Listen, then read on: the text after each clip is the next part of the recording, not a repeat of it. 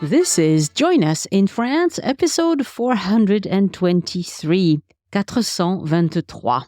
Bonjour, I'm Annie Sargent, and Join Us in France is the podcast where we talk about France. Everyday life in France, great places to visit in France, French culture, history, gastronomy, and news related to travel to France. I am recording this introduction on January 4th, 2023, so I want to wish you a wonderful new year with health, peace, and a visit to France. Today, I bring you a conversation with Elise Riven of Toulouse Guided Walks about a series of old tropes about France that will not die.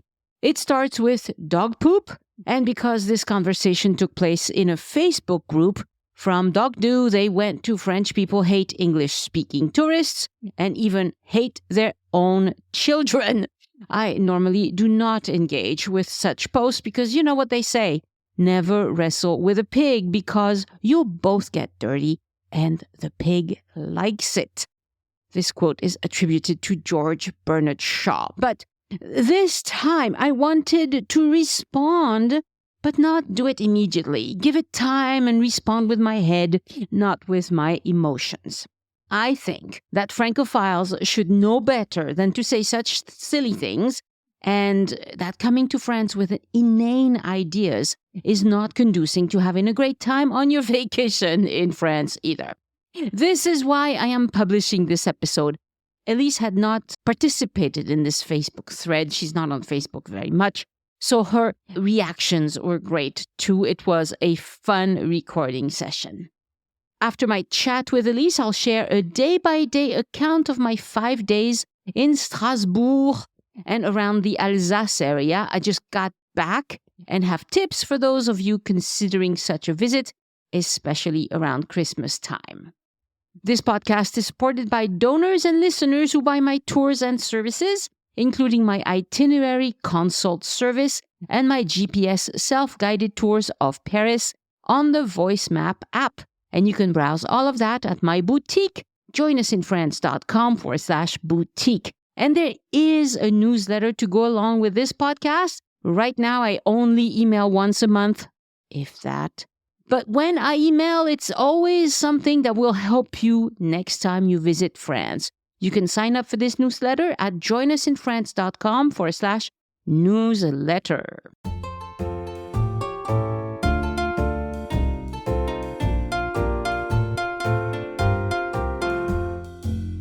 Bonjour, Elise. Bonjour, Annie. Okay, we have a strange topic today. You weren't sure about doing this one. I'm still not really sure about doing this, but Let's see how we do. okay. Okay, I have a really soft spot for dogs. I'm a dog person. Oh, you definitely are. And I cannot envision daily life without a dog. It's just the way I am. And I've been like that my whole life. And I've been lucky enough to be able to have a dog most of my life.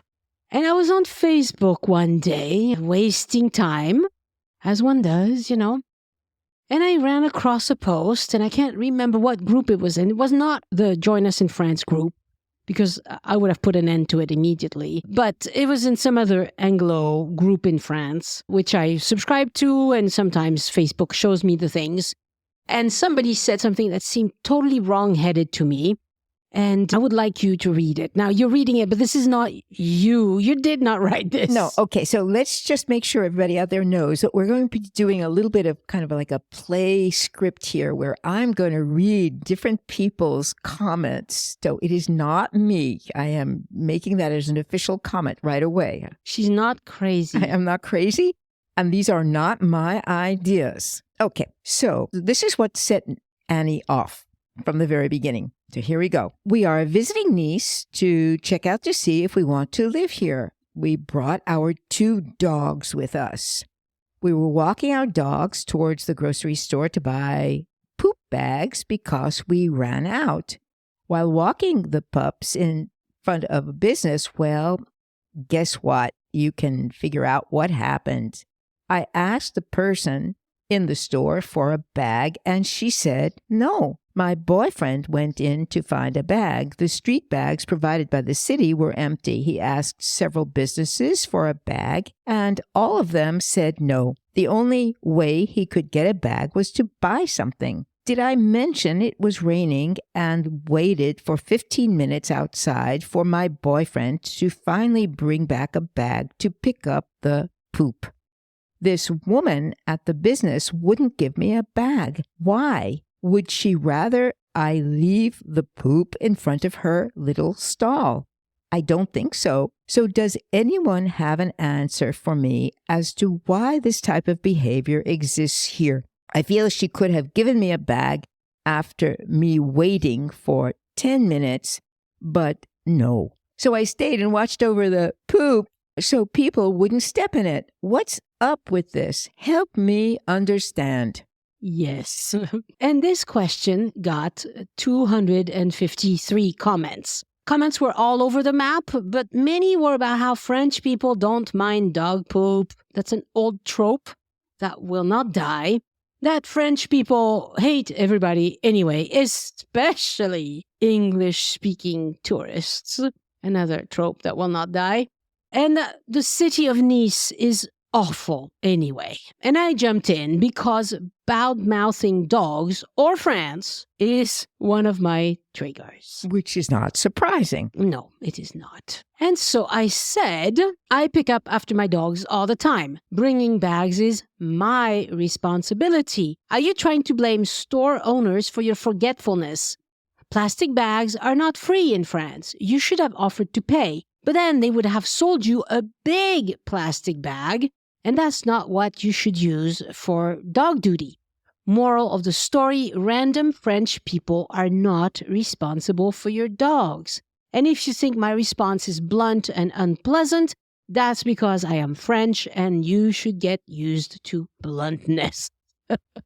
Now, I'm going to add in a comment right here that's not on the paper. Annie, you are blunt and you say what you think. I don't think that bluntness is necessarily a characteristic in France so much as it is that people in France are not going to be obsequious about certain things. And the difference is that what this person who wrote this long thing about the dogs and the poop and everything is talking about, the fact that a shopkeeper said no shocked her because she does not imagine ever that somebody who is running a shop is going to say no.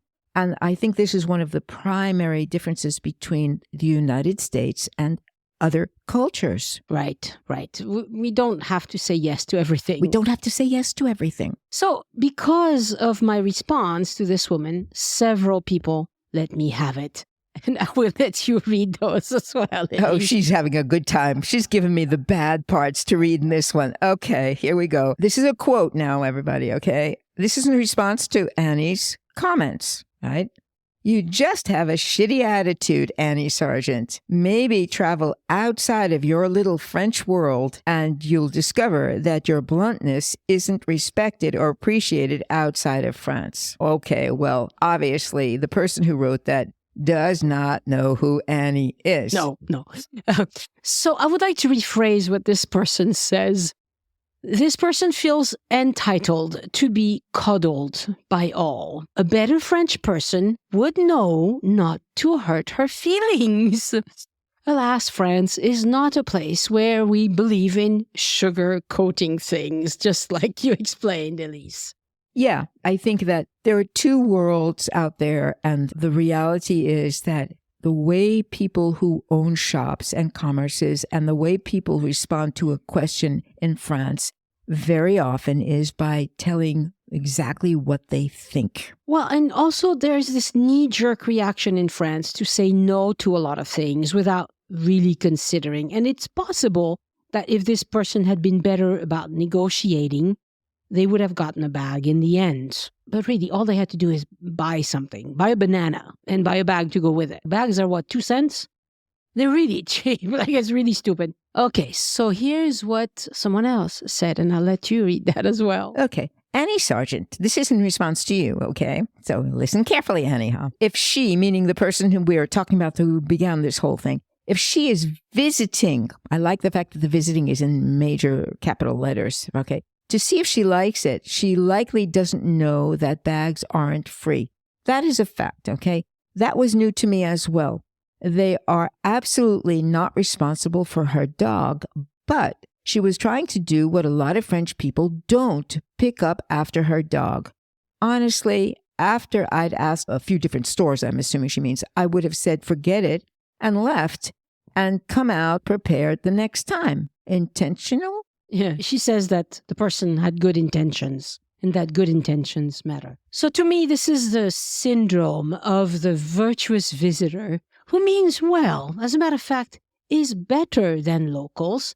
Her only flaw was to be unaware of local customs about plastic bags. What do you think, Elise? Should we give that visitor a medal for showing French people the way to better behavior? Merit badge, perhaps, for understanding that if she needs to pick up her dog's due, we must drop everything we're doing and make her feel like the hero that she really is.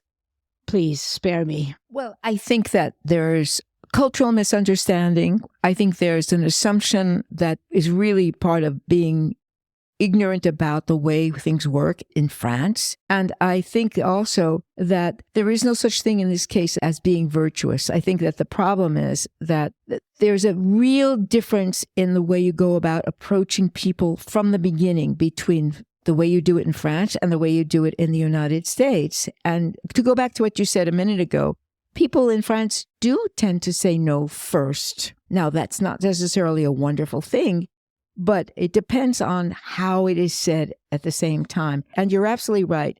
If she needed a bag and it was a dire situation and they didn't have poop bags, which, by the way, are not something that you find in every store anyway, they're not that easy to find. All you had to do, she could have just used anything, even bought, as you said, one item, a paper bag, a plastic bag, and then she would have had something to pick it up. Yeah, it was definitely some bad faith in this. But I want to point out that if you think that my suggestion that perhaps we should give this person a medal for knowing better than we do, somebody actually called the original poster a hero for trying to do the right thing. That's for you to read, Elise. Now, never seen anyone pick up dog poo in France. She probably thought you were some crazy person. You are a hero. Thank you for actually bothering. Let me say, having lived here for now 25 years, that it is no longer the case that not everyone picks up the dog poop. It is a fact that 25 years ago, there was a lot of poop everywhere, and there really was. And it was not exactly something that was pleasant, especially parts of Paris. I can remember walking around where I really was upset about it, much more so than here where I live down here in Toulouse. And that is not the case anymore. So I think that that is the other part of it, is that it is much better than it was. Maybe it's not perfect, but it is better. And so I think that the stereotype is something that is to be avoided. Right. We've come a long way. We're not perfect, but we've come a long way. And, cities have a lot of street cleaners who will take care of this.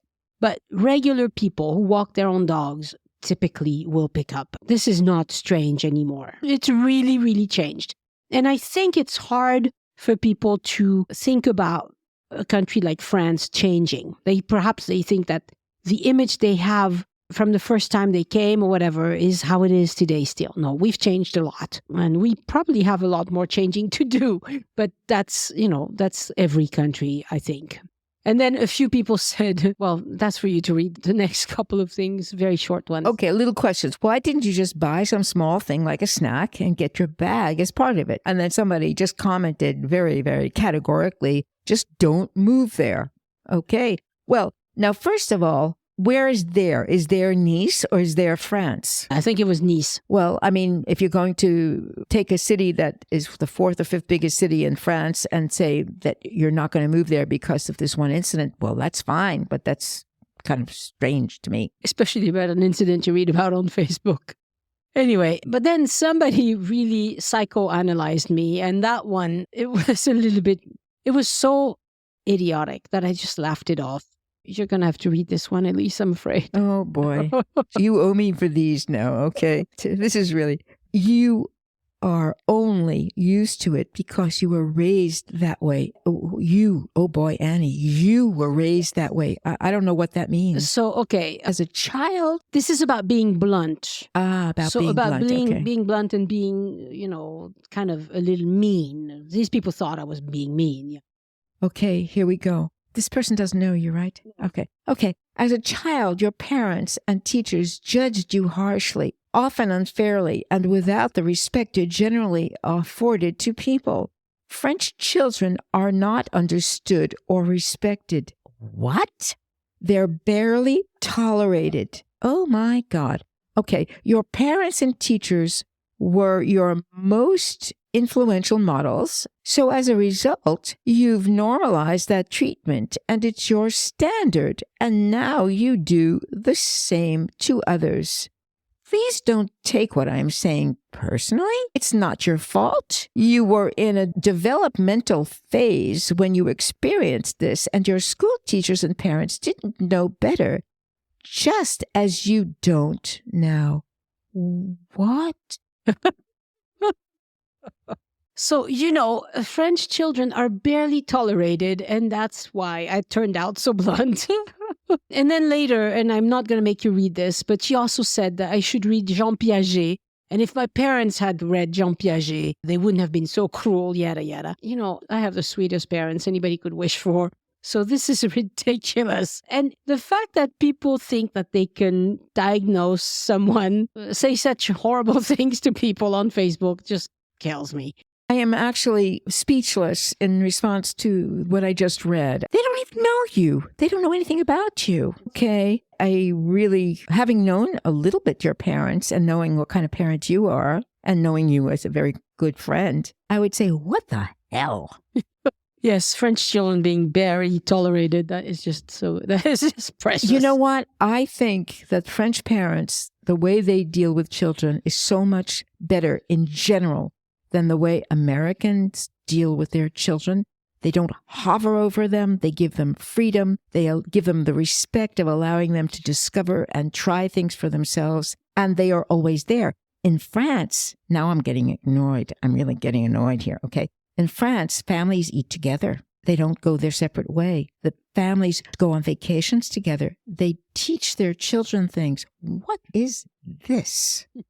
Well, yeah, I think the next person finally hit it on the head, I think, and I'll let you read that one as well. I am from Nice, and when I visit, I have to remember, not excuse me or please in French, but bonjour. No bonjour, no soup for you. So this is a French person, okay? But she lives away from France, and when she visits, she has to remind herself, oh, bonjour first. Not excuse me, not please. And it's probably what happened, But honestly, just because you didn't bring poop bags doesn't mean that they need to get you one, immediately. Now, the best thing they could have done is just buy a little something. You don't get a free bag when you buy something in France, okay? If you want a plastic bag, you have to pay for it. But like I said, it's like 2 cents or... 10 cents. Okay, you got a big fancy one. Okay, there are two things here. Number one, I think there's a basic assumption about behavioral patterns that are not the same in two different cultures. The other is making a diagnosis about an entire city based on this one specific incident, which I think is kind of insane, just totally insane, okay? And I need to add another comment. And I am not a dog person. I've never had a dog. I'm a cat person. So I don't have to worry about the poop on the outside. I just have to worry about the poop on the inside of my house, okay? But I'd like to say this. Dogs are really well treated in France. But at the same time, perhaps I don't quite understand what this couple was doing. But if they're going to visit a city to see if it's a city that they like, are they necessarily supposed to take 2 dogs with them to travel around? Well, that's another thing is, I suppose, either they were not coming from very far. Maybe. So perhaps they drove. Maybe. Or they have very small dogs that can be in the plane with them. And they can travel easily. I don't know. I mean, I would really tell people not to put a dog in the belly of the plane just to have them on vacation. That's really cruel, I think. You don't do that to dogs. It's better to find another way. But that's all we're going to say about the dog poop thing. But I think it all really comes from, a feeling of entitlement that some people have. Like, this is the way my life is at home. And so it should be the same anywhere I go because I'm entitled to being treated the same way no matter where I go. And unfortunately, that's not true. I'm not even sure anymore if I would call it entitlement. I think that it is simply a fact that every country has a different way of doing things and different customs and different reactions to things. And there's a basic assumption sometimes that where you come from, whoever you are, that it's better than where you're going to visit. I think that is, I guess if you call that entitlement, yes. It's not one is better than the other. Perhaps it is for some people. I think it's just that there is difference. Right. Yeah. So do you think France is dog friendly, Elise? I actually do. I mean, considering that I really seriously, I've never had a dog, although I do like dogs and Annie knows that I like her dogs. But listen, in France, you can bring your dog to a restaurant. We were joking before, and I said, one day I'm going to walk into a restaurant and it's going to be the dog sitting at the table and the human being's going to be underneath waiting for the scraps. But yes, in France, you can bring dogs into restaurants. You can take dogs to hotels, not all hotels, but to a lot of hotels. I think that basically France is, for me, a very dog-friendly country. Right. So one of the people, and I did not keep this comment, but one of the people that commented on this dog poop thing said that she finds France not dog friendly at all because there are no dog parks or very few dog parks. And as a matter of fact, I think it's better not to have so many dog parks because dog parks are a place where dogs get into fights and where they share germs. There are a lot of dog parks in Spain where I go, and I've taken my dog to some of them and I've stopped because there's often fights between the dogs. They get aggressive. Well, it's kind of funny. I mean, obviously in old city centers, we're talking about a country that has a majority of its villages and cities have old city centers. These are not places that are designed with enough space to have parks that would have a special part for dogs. I happen to live next to a very big park that has a dog park inside it. There you go. There are some. And if not, I also know that dogs here have to be kept on a leash in the parks. I mean, there are occasionally people, they let them loose a little bit in the grass and stuff like that. But honestly, for me, France is definitely a dog-friendly country. Right, right. I think overall it is at least as much as the US anyway, in different ways. We've had dogs in France forever. And for the longest time, dogs had purpose and they were used for hunting. There are at least 50 breeds of hunting dogs that were developed in France alone, for instance, and every region has one. So you have hunting dogs from Gascony. Gascony is not far from us. You have, and I'm going to read some of the names of these dogs. Le Grand Bleu de Gascogne, Le Petit Bleu de Gascogne. So you have the big and the small. Le Griffon Bleu de Gascogne, Le Basset Bleu de Gascogne. So you have 4 bleu dogs, all specialized in different aspects of hunting. And there are more hunting dogs from Gascogne, like the Braque Français, that can either be from Gascogne or from the Pyrenees. I know, I've seen those, but I didn't know there was a difference. It's probably the coat, probably the temperament a little bit. You have hunting dogs from the Vendée region. You've heard of this one. Le Grand Griffon Vendéen, Le Grand Basset Griffon Vendéen, Le Petit Basset Griffon Vendéen, which is the PBGB. Adorable little things that they are. And Le Briquet Griffon Vendéen. So that's just from the Vendée, which is a little north of La Rochelle. It's between La Rochelle and Brittany. You have hunting dogs from the Jura. Le Bruno du Jura is one of them. You have dogs from the Nivernais, Griffon Nivernais, like Swiffer. I've talked about Swiffer on the podcast because I take care of him. I've taken care of him on occasion. So there are lots of Griffon, in fact. Lots of Griffon, yes. Lots of hunting dogs from Bretagne. Le Basset Fauve, le Griffon Fauve, l'Épagnol Breton. So that's the Spaniel. Italy, Germany, England have lots of hunting dogs as well, but I think we have the most hunting dogs in France. If a dog is a Cortal, un Berger, un Griffon, un Espagnol, un Braque, un Dog, they're all of French origin. Okay. That's thanks to the kings, I guess. That's thanks to the kings and the tradition of hunting that was huge. So we've had dogs, but for the longest time, the dogs just had a purpose. You didn't keep a dog if you lived in the city, because hunting dogs have to be kept. If you want them to hunt, you have to keep them in a sort of deprivation. You have to keep them tied up. You got to keep them in a small pen so that they are excited to go out and hunt. And if they have run out of the house and sleep on a sofa, they're not going to work, you know. And it's the same today with the dogs in Alaska, the racing dogs, sled dogs. If you have a sled dog living in a house, first of all, it's going to freeze once you go sledding with them. And so you have to keep them outside and you have to keep them in very specific conditions. Anyway, the condition of dogs in France was not that fantastic because they were working dogs. And working dogs work. They work. And to get the work done, you have to keep them in kind of deprivation kind of situations.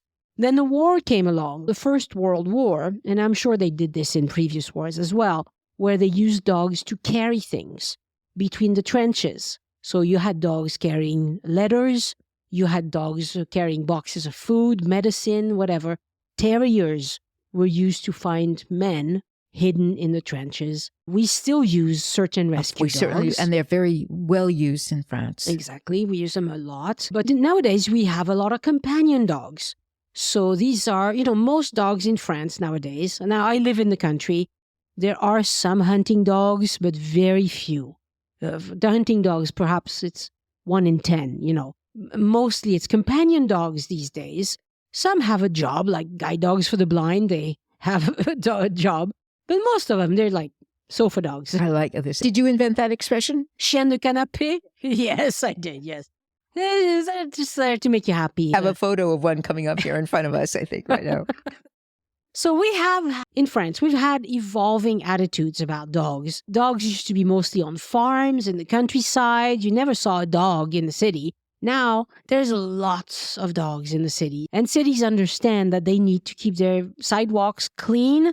And they send out teams of street cleaners that do all sorts of cleaning. But French people today are 100 times more likely to pick up after their own dogs than, say, 20 years ago. Yes, it is not 100% perfect, but it is definitely, absolutely that much better than it used to be.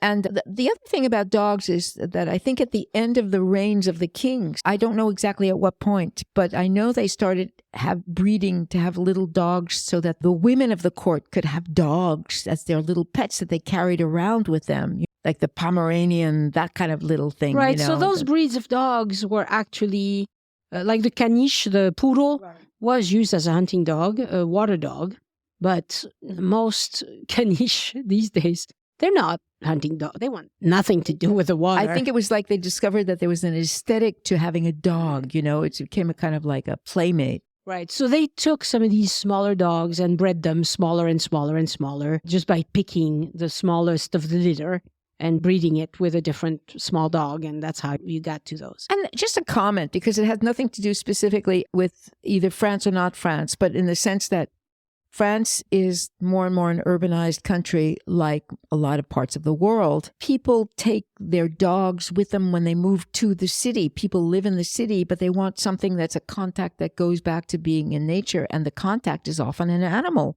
And so I don't know if it's necessarily the best thing that people who live in the city who don't have yards and gardens and things have dogs, because a lot of them do. I reserve my opinion on that because I am not a dog owner. But I think that is part of the phenomenon that people move into the city. They want this contact, which is basically in a way a contact with nature. And so they bring with them the animals that they had that could roam around outside in the countryside. And that is one of the reasons why we now have to deal with the issue of dogs in the city. One thing is for sure, and I know that you're like, I'm not sure if having a dog in an apartment is such a great idea.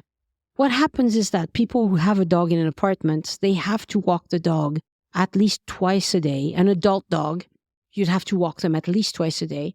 A puppy, you would have to walk many more times than that because they don't have great bladder control. So city dogs actually get walked more than country dogs. Because when people have a country place and they have a yard that's fenced, they just let the dogs out to do their business in the yard.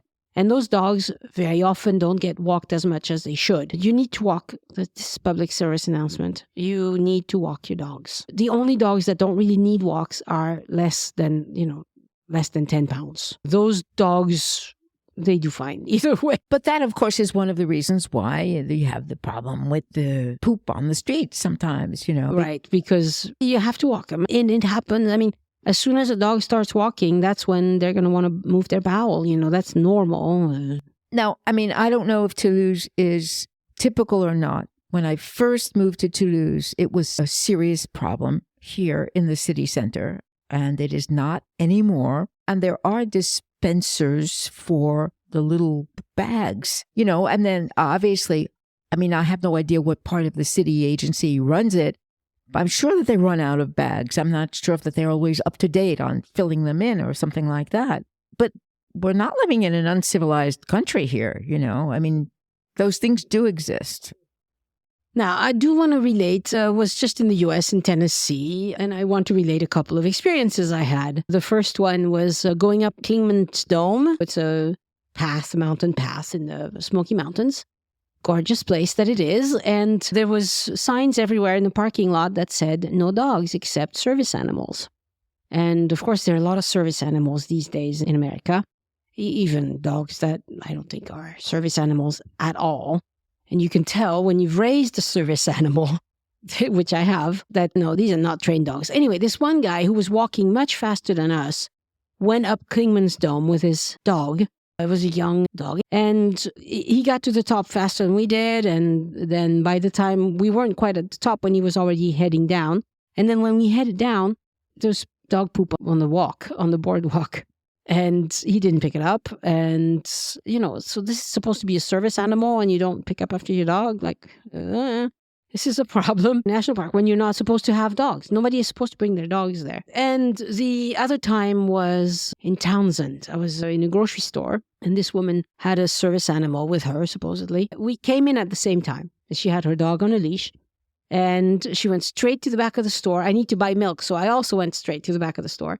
And she was walking along, looking at various things. Her dog was sniffing everything so hard and was walking around her. And she ended up with she was tangled in the leash. Okay, this is not a service animal.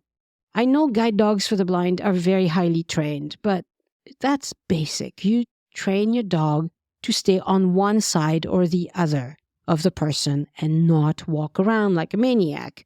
That is not a service dog. There are going to be incidents with these dogs that are supposedly service dogs and are not trained. There are going to be incidents and there's going to be a backlash.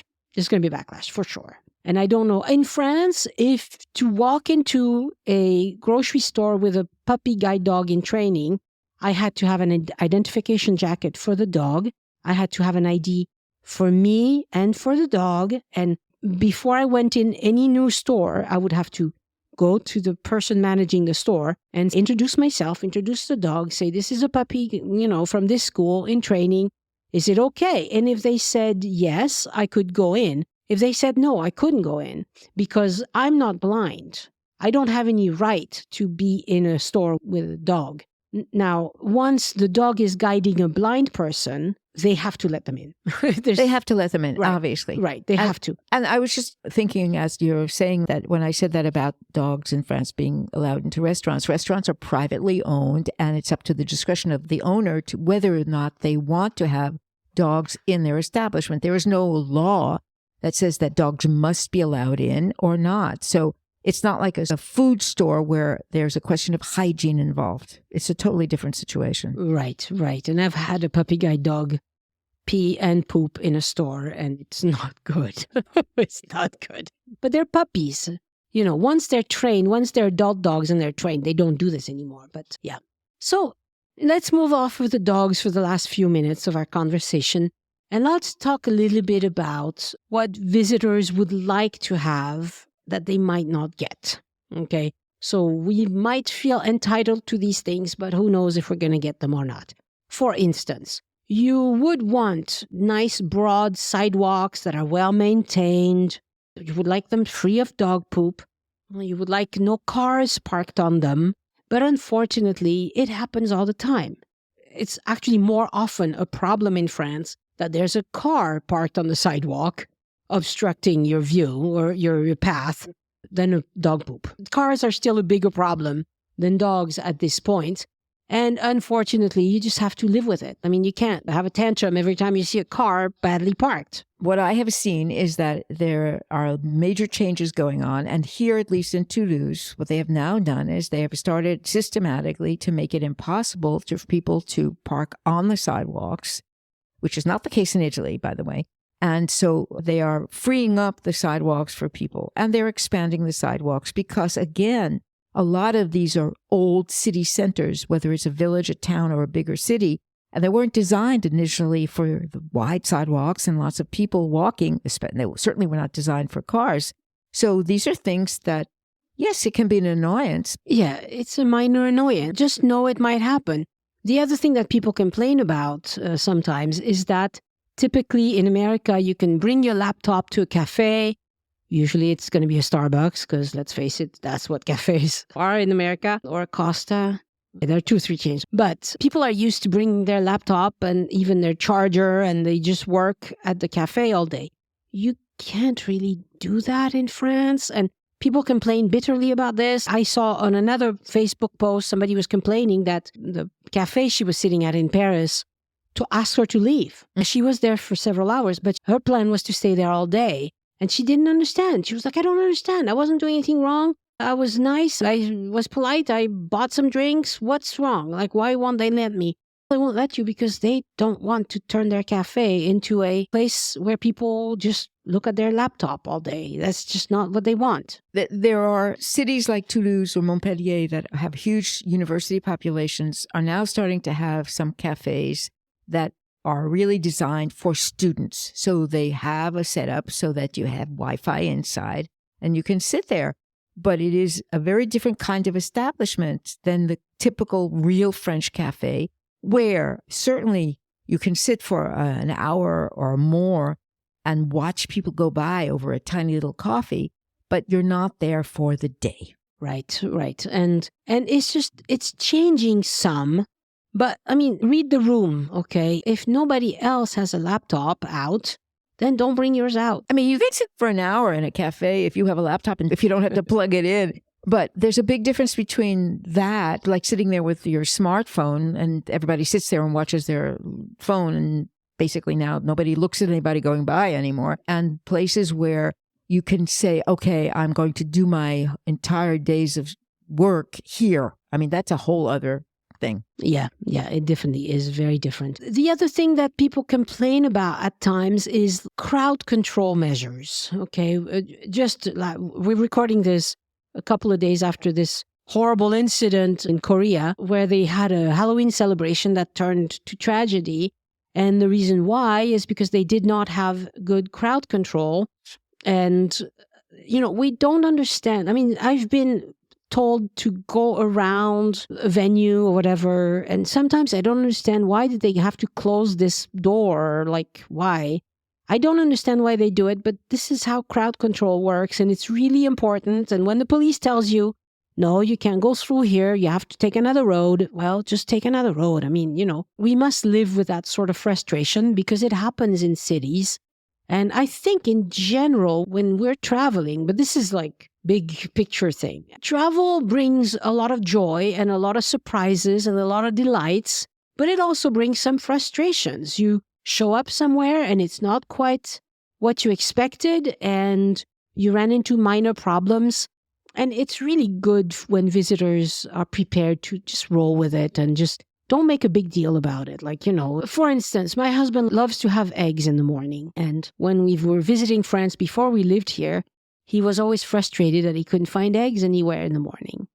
Well, he learned to live with it. He's like, when we go to a hotel now, well, first of all, some hotel chains now will have boiled eggs full breakfast, right? Yeah, but that's rare. If you go to a chain hotel, like a Novotel or Mercure or whatever, they will usually have some ham and some boiled eggs. Nobody's going to make you a fried egg or, But again, the restaurants in America, the hotels in America that offer a full breakfast, they usually cost $400, $500 a night. So, you can't really bitch that in Paris, they won't give you a full breakfast. For the money they're charging you, they really can't have a full staff in the kitchen to making you eggs or whatever. But besides that, it's different country. It's different customs. When we were in Istanbul, my husband was complaining. He's not even a big breakfast eater, but they had feta cheese and tomatoes in the morning. I thought that was kind of cool, They didn't have a lot of sweet stuff on the table. No croissant. They had little bread rolls, and they had cucumber and tomato and feta cheese and hard-boiled eggs, and that was as good as you get. And I said, roll with it, boy. Roll with it, Exactly. That's why we travel, right? So we can experience something different. And sometimes it is a bit frustrating, but I think it's fine. And please don't bring your dogs if you don't have to. Like, if you're moving here, that's different.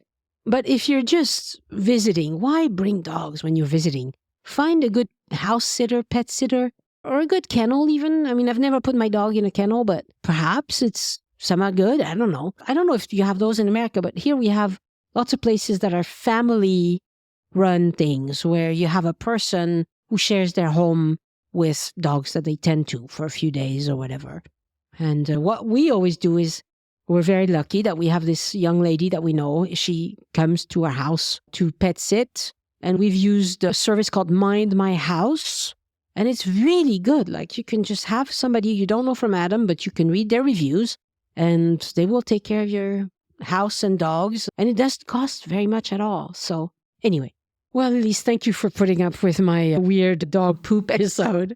I think it's a specific issue that relates to a larger one, which is the idea of why travel, why be in another country? And if you're going to be in another country, whether it's just for a few days or for a longer period of time, I think it doesn't serve anybody well to assume that everything's going to be like back home. Indeed. Merci, Elise. Merci, Annie. Au revoir. Bye.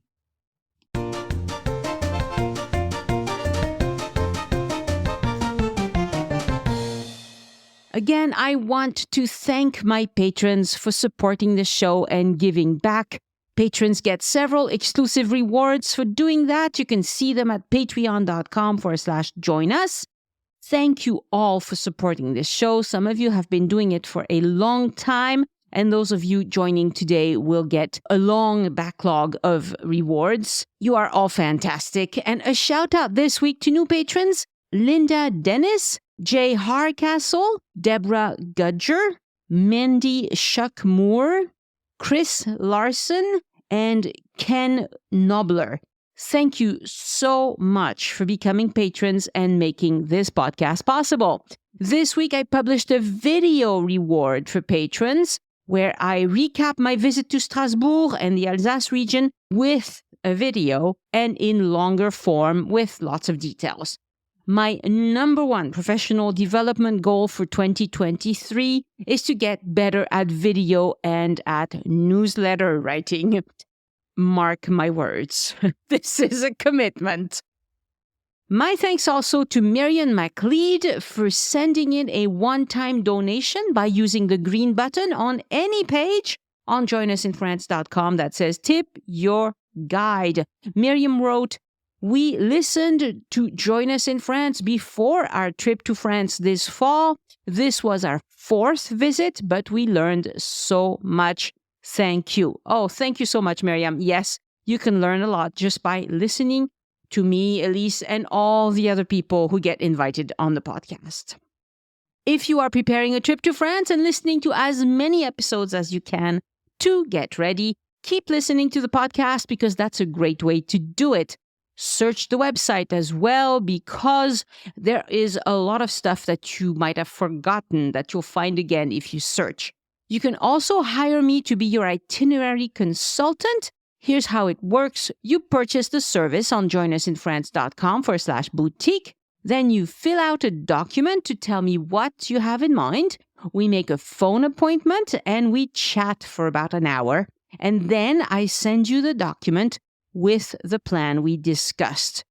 Remember that my time is always booked up several weeks in advance. You can see the date for my next availability on the only page where you can buy the service at the Join Us in France boutique. And if you cannot talk to me because I'm all booked up, you can still take me in your pocket by getting my GPS self-guided tour on the Voice Map app. I've produced 5 tours, and they are designed to show you around different iconic neighborhoods of Paris: Ile de la Cité, Le Marais, Montmartre, Saint-Germain-des-Prés, the Latin Quarter. And I'm working on a 6th voice map tour. It'll be an exploration of the Eiffel Tower neighborhood. I'm hoping for an early February release. I'll let you know what's going on in the podcast, of course. Voice map technology makes it really easy to find your way around the best of Paris. It's almost as good as me taking you around in person, and it offers a lot more flexibility. Take a look at these tours, joinusinfrance.com/boutique. This week, I want to share with you my itinerary in the Strasbourg and Alsace area, because I think it'll help those of you who are considering making a similar trip, perhaps next year around Christmas time, like we did. We did not rent a car once we arrived in Strasbourg, so we relied on the train and ran into some problems. I won't go into that here, but I will when we do an episode dedicated to train travel in France coming up in the next few weeks. My husband and I landed in Strasbourg bright and early on December 26th and stayed until late December 30th. So we had 5 full days. We flew from Toulouse, where we live, because going by train or by car would have taken 2 days. 2 whole days, and we didn't have that sort of time. On the first day, we took a walking tour with the tourist office. We saw the astronomical clock go off at 12:30. We walked around Petite France, an oddly named part of the city. We went up the Vauban barrage and had dinner at a wonderful wind stub called Le Saint-Sépulcre. I'm not sure if I'm supposed to say Vinstub or Winstub. It's spelled with a W. I should note that the Strasbourg Christmas market closes on December 24th, so most of the booths were closed by the time we got there. A few of them were open in a particular section of the city, but it had limited interest. All Christmas decorations were still up, so the festive feeling was there anyway, and there were lots of people in the streets, especially afternoon and early evening. On day 2, we took the train to Obernai. What an adorable little town. The Christmas market was still on in Obernai, and they had a fabulous display of crèche nativities from all over the world inside of the church. I enjoyed it immensely, and I recommend that you include it if you're going, especially around Christmas time. I'm not sure if I would include it if you're going at another time of the year. Perhaps Célestat would be a better choice in that case, but I didn't have time to test that theory. Either Obernai or Célestat would take most of a day, and that's definitely what it did to us. That night, we went back to Strasbourg for dinner at Chez Yvonne. I'm not sure which one of the Le Saint-Sépulcre or Chez Yvonne I liked better.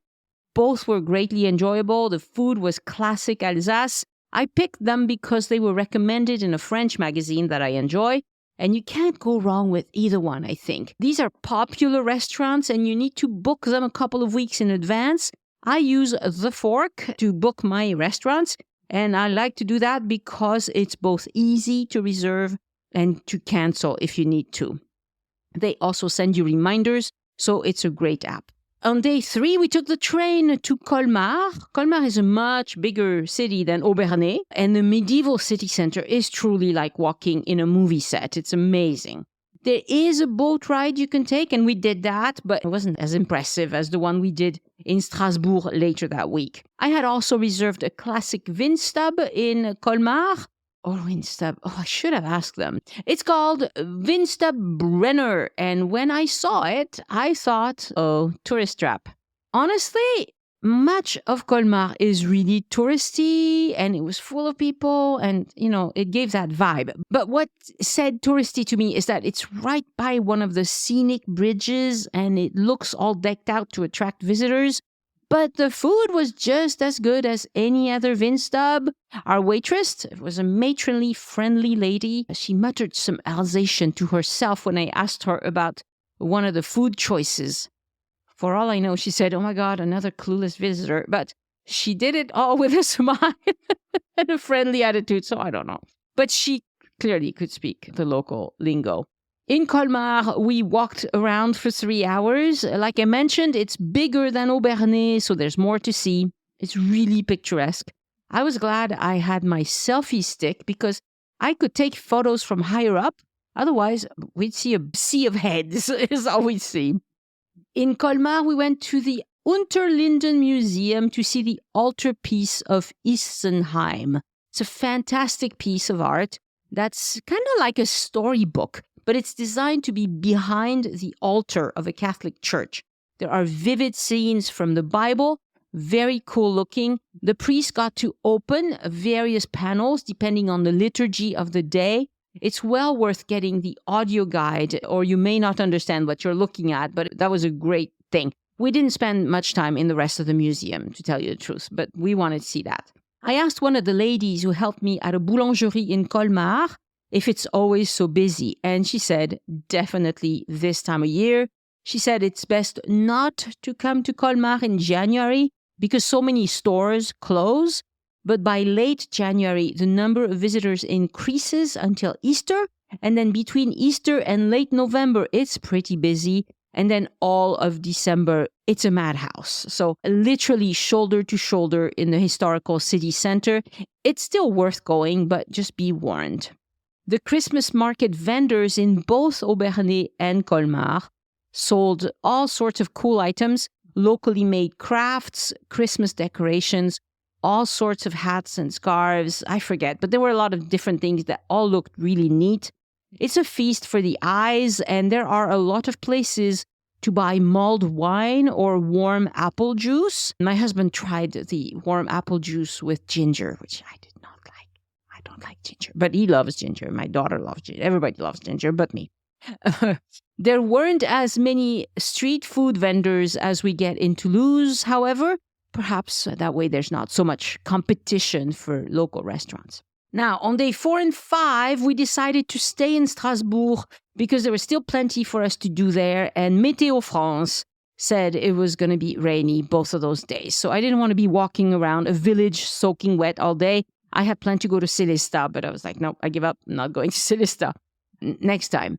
And of course, there are more indoor activities in Strasbourg or any other big city than in villages, obviously.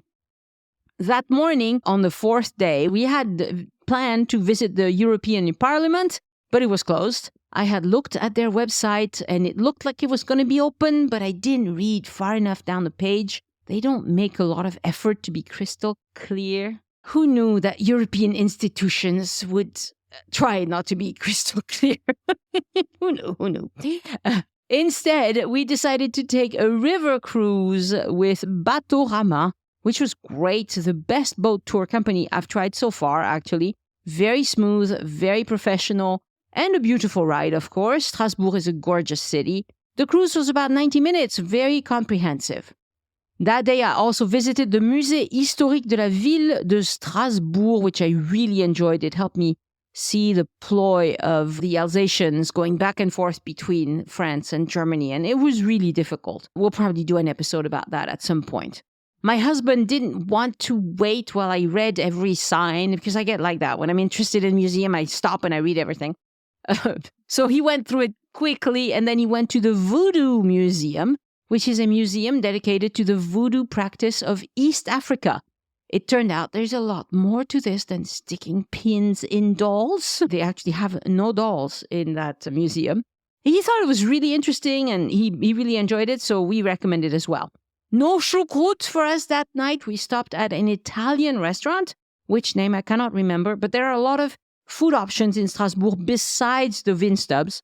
thankfully, because it would get old after, a few meals. You've had enough. On day 5, we checked out of our room at the Mercure Petite France early. I don't love that hotel, by the way. Our flight didn't leave until 9:30 p.m., so we had the whole day to ourselves. It was rainy that day. So we went to the Rouen Art Museum, where I wanted to find a spooky piece by Giuseppe di Ribera with the face of a child showing through a more recent painting that he had done. I found it interesting, and it wasn't hard to find, but most people walked right by it without seeing it. But I was expecting it, so I was looking for it. That day we had sushi for lunch, and then we went to the Alsatian Museum.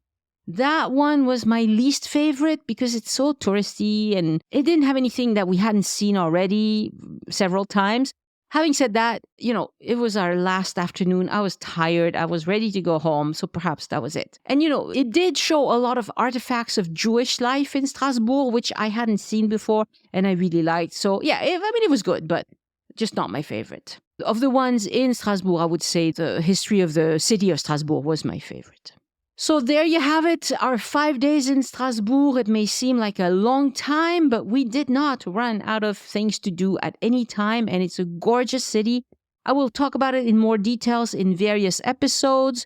Probably want to come out in the late spring for folks planning a visit to Alsace at Christmas. And definitely when we talk about trains in France, because we had a couple of things that were like, people need to know about this. They need to be warned. Show notes and full transcript for this episode are on joinusinfrance.com/423, the numeral. And please, if you enjoy this show, tell someone about it, because your friends who are visiting France also will enjoy getting some good tips from trip reports and all of that good stuff. Next week on the podcast, an episode about a dream trip to France becoming a reality with Nicole Morin-Scribner, a delightful Canadian who had some great insights about her visit. Send questions or feedback to Annie@joinusinfrance.com. Thank you so much for listening, and I hope you join me next time so we can look around France together. Au revoir. The Join Us in France travel podcast is written, hosted, and produced by Annie Sargent, and copyright 2022 by Addicted to France. It is released under a Creative Commons Attribution, Non-Commercial, No Derivatives license.